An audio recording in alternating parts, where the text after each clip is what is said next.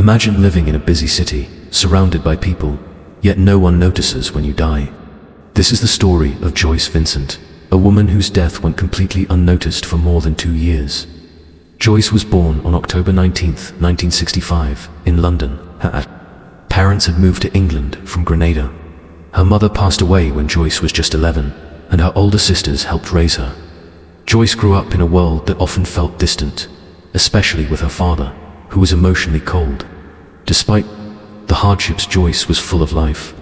She worked in offices, made friends in the music industry, and even attended a concert for Nelson Mandela, where she reportedly met him and shook his hand. But as she grew older, things started to change. By 2001, Joyce left her job and began to withdraw from everyone she knew. She moved into a shelter for victims of domestic abuse and worked odd jobs, trying to rebuild her life. She stopped contacting friends and family.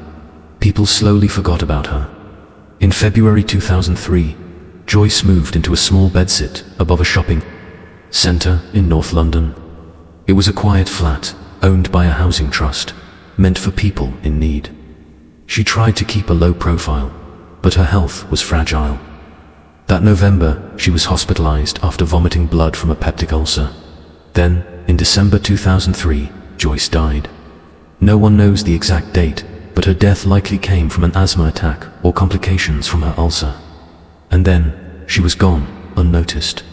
Her body remained in that flat for more than 2 years, mostly skeletal, lying on her back beside a shopping bag, surrounded by Christmas presents she had wrapped herself.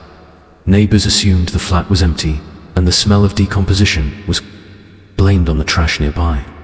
Even stranger, Joyce's television and heating were still running, paid automatically through benefits. No one suspected anything. Her family had tried to find her, hiring a private detective and sending letters, but received no response. They assumed Joyce had deliberately cut them out of her life. It wasn't until January 25, 2006, when housing officials went to repossess the flat due to unpaid rent, that the truth came out. Bailiffs forced the door, and inside, they found Joyce's remains. She had been dead for over 2 years, and yet, in a crowded city, no one had realized she was gone. Joyce Vincent's story is more than a tragedy. It's a haunting reminder of how easy it is to disappear, even in the middle of a bustling city. A woman full of life, friends, and stories, now remembered only through the mystery of her lonely death.